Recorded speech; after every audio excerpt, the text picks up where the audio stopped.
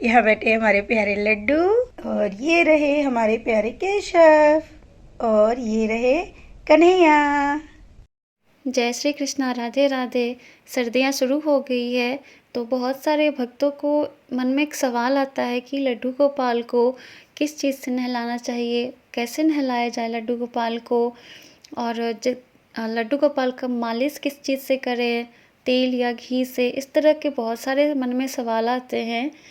इन सवालों का क्या जवाब दी है दिव्या दी, मैं आपको कुछ क्लिप दिखाऊंगी जिससे आप जान पाएंगे कि लड्डू गोपाल को किस चीज़ से नहलाना चाहिए, किस चीज़ से लड्डू गोपाल को मालिश करना चाहिए, क्या सही है उनके लिए। तो आगे का आप वीडियो देखिए, और मेरी वीडियो अच्छी लगी हो तो वीडियो को लाइक कर दीजिए और चैनल को सब्सक्राइब कर दीजिएगा। और आज का प्रश्न था, मुझे बहुत सारे भक्त लिख रहे हैं, दीदी सर्दियाँ शुरू हो गई है तो अब चंदन से कैसे नहलाएं, चंदन तो ठंडा होता है। तो देखिए, बहुत ही सिंपल और साधारण सा उपाय है कि आप चंदन के साथ केसर का इस्तेमाल करें।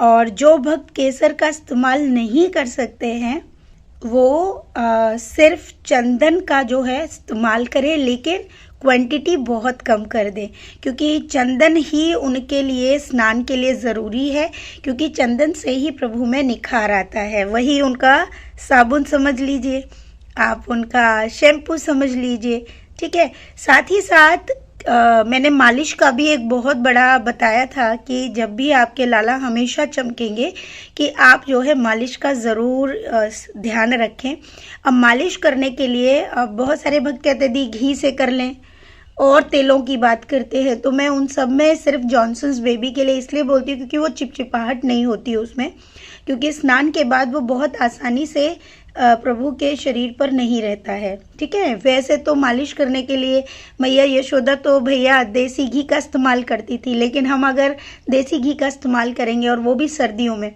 तो आप खुद अंदाज़ा लगाइए प्रभु जिस भाव या जिस स्वरूप में हमारे पास हैं उस हिसाब से हमें वैसी ही वस्तुओं का भी चयन करना पड़ेगा, लेकिन बहुत ज़्यादा केमिकल्स वाली नहीं।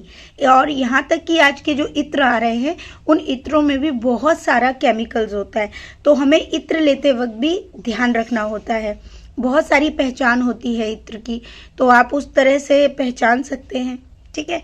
आप उनकी खुशबू से पहचान सकते हैं। दूसरा, अगर आपको लगता है तो आप आँख के ऊपर जो पोर्शन होता है वहाँ पे आप हल्का सा इत्र लेके लगाइए अपने, और अगर आपको जलन महसूस होती है तो आप समझ जाएंगे कि ये इत्र में बहुत ज़्यादा केमिकल है, ठीक है। तो इस तरह से बहुत सारी चीज़ें हैं जिसका आप सर्दियों में विशेष ध्यान रखें।